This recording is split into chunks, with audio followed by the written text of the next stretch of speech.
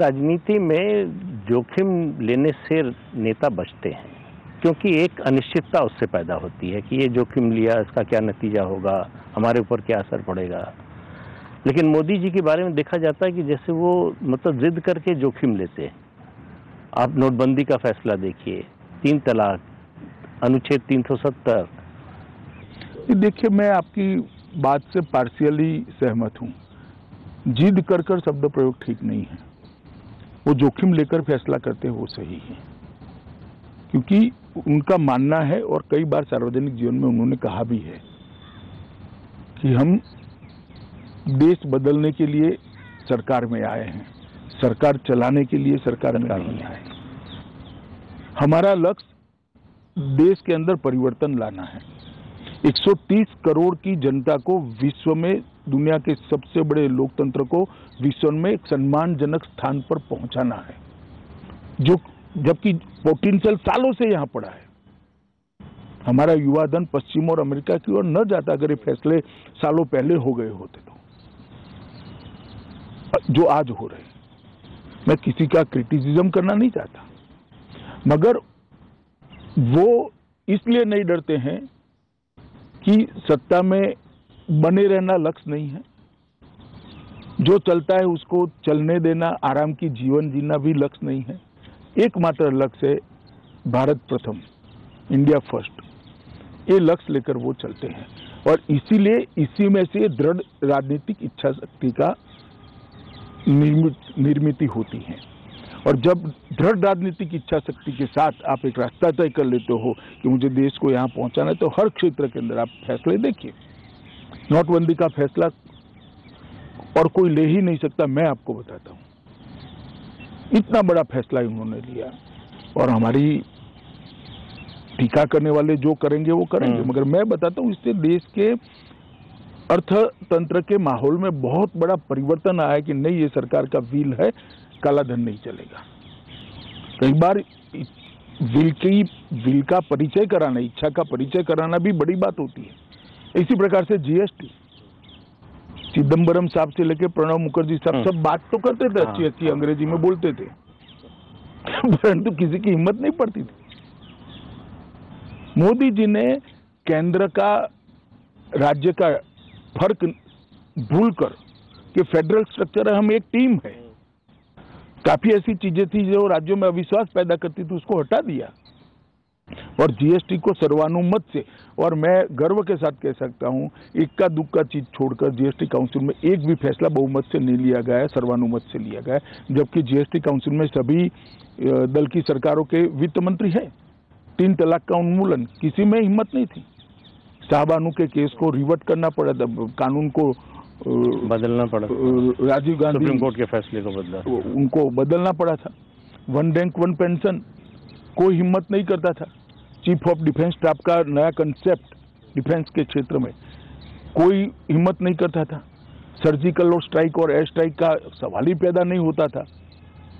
हम चुप हो जाते एक आध दो निवेदन कर कर। आज सबको मालूम है कि भारत की सीमाओं के साथ कोई छेड़खानी बर्दाश्त नहीं की जाएगी। धारा 370, 35 से सबको मालूम था कि टेम्पररी था, अब इसकी जरूरत नहीं है, कोई छूने की हिम्मत नहीं करता था। इसी प्रकार से हमारी संस्कृति को लोगों तक पहुंचा, दुनिया तक। योग दिवस कितना बड़ा फैसला है, यूएन जनरल असेंबली ने इसको स्वीकार किया, योग दिवस को, बहुत बड़ी बात है। भारतीय संस्कृति का इतना बड़ा एक्नॉलेजमेंट शायद ही कभी हुआ होगा। पेरिस समझौता, बड़े बड़े देश ये लक्ष्य को घोषित करने के लिए, प्राप्त करने की बात छोड़ो, घोषित करने के लिए झिझकते थे। मोदी जी ने कहा कि ग्लोबल वार्मिंग और जलवायु परिवर्तन को रोकना है तो यही एक रास्ता है। इंटरनेशनल सोलर अलायंस और ढेर सारे ऐसे फैसले उन्होंने जो लिए, वो मैं मानता हूं नई शिक्षा नीति, और ढेर सारे फैसले। आर्थिक सुधार का तो एक पूरा इंटरव्यू आर्थिक सुधार पर हो सकता है, इतने सारे आर्थिक सुधार उन्होंने किए।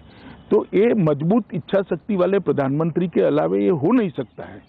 तो मुझे लगता है कि वो इसलिए हो रहा है कि उनका लक्ष्य सत्ता में बने रहना नहीं है, उनका लक्ष्य भारतीय जनता पार्टी के लिए सरकार चलाना नहीं है, उनका लक्ष्य देश के लिए सरकार चलाना है, देश के गरीबों के लिए सरकार चलाना है। लेकिन ये विश्वास कहाँ से आता है कि हम जो भी फैसला लेंगे, चाहे जितना कड़ा हो, चाहे जितना जोखिम वाला हो, देश की जनता उसको स्वीकार कर लेगी? वो इसलिए आता है कि इसमें कोई निजी स्वार्थ नहीं है, ना दलगत स्वार्थ है, ना व्यक्तिगत स्वार्थ है। अगर दलगत स्वार्थ होता है तो विश्वास की कमी होती है, व्यक्तिगत स्वार्थ होता है तो और विश्वास की कमी होती है। पर जब आप शुद्ध रूप से जनता के हित में ही सोचते हो तो मैं मानता हूं कि ये विश्वास अपने आप इसमें से ही बनता है। अभी प्रधानमंत्री ने ओपन मैगजीन है, अंग्रेजी की एक पत्रिका है, उसके इंटरव्यू में कहा कि उनकी प्रवृत्ति आध्यात्मिक थी। तो ये अध्यात्म से सत्ता की राजनीति, इसका तालमेल कैसे बिठाया उन्होंने? क्योंकि आपने बहुत करीब से देखा, आप ही बता सकते हैं। देखिए, मैं दोनों के बीच में बहुत बड़ा अंतर नहीं देखता। अध्यात्म के दो रास्ते हैं, एक आत्मा का कल्याण करना और दूसरा जनता समझ के कल्याण के लिए पुरुषार्थ करना।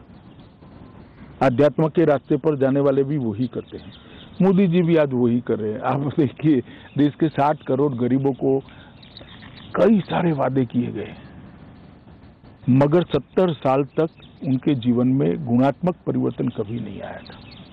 गरीब कल्याण की बातें सबने की, गरीबी हटाओ की बातें के नारे भी लगे, मगर हुआ कभी नहीं था। आज मैं इतना कह सकता हूँ, 11 करोड़ गरीबों के घर से धुआं गायब है। गैस का सिलेंडर वो गरीब महिला के घर में पहुंच गया है। लगभग 11 करोड़ शौचालय इस देश में बन चुके हैं, जिसमें से 9 करोड़ से ज्यादा उपयोग में है। तो वो 9 करोड़ परिवारों की महिलाएं आज शर्मसार नहीं है, सम्मान के साथ जीवन जी रही हैं। उनको भी होता है कि इस देश में मेरी हिस्सेदारी है, मेरी कोई चिंता कर रहा है। हर घर में नल का पानी पहुंचाने का काम हम शुरू करें। 8 करोड़ घरों में पानी पहुंचा, लगभग 2 करोड़ घरों में पहुंचने का काम हो गया। तो बहुत बड़ी बात है। 18,000 गांव, जब प्रधानमंत्री नरेंद्र मोदी ने शपथ ली तब वहां बिजली का खंभा तक नहीं था। 18,000 गांव आजादी के 70 साल के बाद बिजली से अछूते थे, और घर तो करोड़ों घर। आज वो 18,000 गांवों में बिजली पहुंच गई है, और इसके साथ 4 करोड़ घरों में घर में बिजली पहुंचाने का काम नरेंद्र मोदी जी की भारतीय जनता पार्टी की सरकार ने समाप्त कर दिया। लगभग 11 करोड़ किसानों को सालाना 6,000 रुपया मिल रहा है, और 1.5 लाख करोड़ रुपया एक साल के अंदर किसानों को पहुंचे। 1.5 लाख करोड़ रुपया। कभी यूपीए सरकार ने 60,000 करोड़ का ऋण माफ कर बहुत बड़ा काम किया था, ऐसा बताते थे। कहते हैं उसी से चुनाव 60,000 करोड़ तो बैंक में ही वापिस आ गए, किसान को कुछ नहीं मिला, क्योंकि ये तो बैंक का ऋण माफ हो गया। तो बैंक में ये 1.5 लाख करोड़ रुपया सीधा किसान को मिला है, जिसे इसको बैंक से ऋण ही नहीं लेना।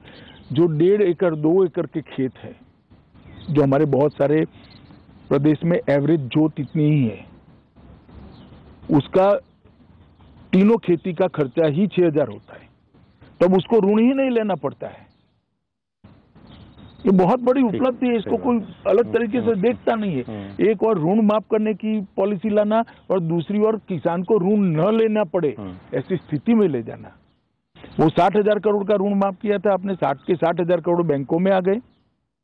हमने 1.5 लाख करोड़ दिया जो किसान के पास गए, और किसान ऋण मुक्त हो गया। मैं मानता हूं ये यूनिक विचार है। इसी प्रकार से आज घर में अकाउंट न हो ऐसा कोई घर देश भर में नहीं। लगभग ढेर सारे लोग ऐसे थे जिनके 60 करोड़ लोग ऐसे थे जिनके परिवार में एक भी अकाउंट नहीं था। आज जनधन के माध्यम से उनको अकाउंट मिल गया। डीबीटी डायरेक्ट जाता है, कोई बिचौलिया नहीं है, कोई इनका पैसा खाता नहीं है। चाहे वृद्ध का पेंशन हो, वृद्धावस्था का पेंशन हो, चाहे विधवा का हो, चाहे बच्ची का वजीफा हो, सीधा पहुंच रहा है। इसी प्रकार से 5 लाख तक का आयुष्मान भारत योजना की स्कीम 60 करोड़ लोगों को मिली है। 60 करोड़ लोग आए, आश्वस्त है, घर में कोई भी आपत्ति आ जाए हमें चिंता करने की जरूरत नहीं। 5 लाख तक मोदी कार्ड को स्वैप करेंगे और हम हमारा इलाज करा देंगे। दुनिया में कोई नहीं सोच सकता 130 करोड़ के देश को मुफ्त वैक्सीन दी जाएगी। बाकी सारे कंपैरिजन करते हैं अंग्रेजी अखबारों में लिखकर, उनको मालूम नहीं है कि अमेरिका का आबादी उत्तर प्रदेश जितना है। और 130 करोड़ का देश, हाँ 130 करोड़ लोगों को मुफ्त वैक्सीनेशन दे। नहीं, बहुत vaccination का साहसी तो- फैसला है। 43 करोड़ बैंक खाते खुल गए और 80 करोड़ लोगों को कोरोना में हमने मुफ्त राशन देने का काम किया। 80 करोड़ लोगों को 1 साल तक, 1.5 साल तक मुफ्त राशन दिया है। उसका बड़ा असर है लोगों पर। और मैं इसको असर से थोड़ा ऊपर जाकर सोचता हूँ, ये प्रधानमंत्री जी की सरकार की संवेदनशीलता है जो ये योजनाएं बनाती है। हम योजनाओं के अंदर उसका स्केल और साइज दोनों को बदले हैं। पहले होता था इतने घर बनाएंगे, अब हम कहते हैं कि सबको घर मिलेगा। पहले इतने घर में विद्युत पहुंचेगी, बिजली पहुंचेगी, अब कहते हैं कि सबके घर पहुंचाना है। पहले इतने शौचालय बनाएंगे, अब सब शौचालय सबके घर में पहुंचा। पहले गैस इतने देंगे, अब सबके घर में गैस। तो एक स्केल बदलने का काम किया और ये स्केल बदलते ही 60 करोड़ लोग जो अपने आप को आजादी के साथ ना जोड़ते थे, ना लोकतंत्र के साथ जोड़ते थे, ना देश के अर्थतंत्र के साथ अपने आप को, क्योंकि वो तो बेनिफिशियरी था ही नहीं बेचारा।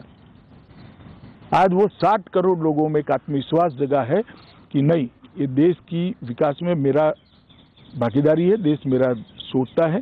और ये 60 करोड़ लोगों की एक नई ऊर्जा देश के विकास के अंदर जुड़ी है। मैं मानता हूँ ये बहुत बड़ी बात है। लोकतंत्र का अर्थ क्या है? समविकास करना, यही लोकतंत्र है। सर्वसमावेशक, सर्वस्पर्शीय विकास करना, यही लोकतंत्र है। और सबको देश के भले के लिए जोड़ना, यही लोकतंत्र है। तो अल्टीमेटली जो क्रिटिक है वो बोलेंगे, मगर मैं मानता हूं कि उन्होंने वही रास्ते पर नरेंद्र भाई आज भी है, जो कहते हैं कि आध्यात्म के रास्ते से वापिस आकर सत्ता की राजनीति में आए। जरिया बदला है, लक्ष्य वही है। ये प्रधानमंत्री जब किसी को जिम्मेदारी देते हैं, बड़ी जिम्मेदारी देते हैं, तो किस आधार पर, क्या सोच कर, क्या पैमाना होता है? आपको जब उत्तर प्रदेश का प्रभार दिया लोकसभा 2014 से पहले, तो कुछ बात की होगी, आपको बताया होगा क्या करना होगा। उत्तर प्रदेश में बहुत से लोगों ने आलोचना की कि अमित शाह जी उत्तर प्रदेश के बारे में क्या जानते हैं, कभी आए नहीं, रहे नहीं, लेकिन प्रधानमंत्री ने आप पर भरोसा किया, तो उसका कोई तो कारण। देखिए, उस वक्त हमारे अध्यक्ष राजनाथ सिंह जी थे, फैसला राजनाथ सिंह जी का था। मगर हाँ, मोदी जी प्रधानमंत्री पद के प्रत्याशी तो घोषित हो ही चुके हैं, तो स्वाभाविक रूप से सामूहिक फैसले होते हैं। परंतु मैंने मोदी जी जैसी स्मृति किसी की नहीं देखी। 1980 की भी बात जस की तस आज उनको याद होती है, और इस स्मृति को उन्होंने एक अलग प्रकार से संजो कर रखा है। और इसमें से एनसाइक्लोपीडिया जैसा हर व्यक्ति के लिए इनका असेसमेंट तैयार होता रहता है, और फिर भी साथियों से सलाह मशवरा कर कर ही वो अंतिम निर्णय करते हैं।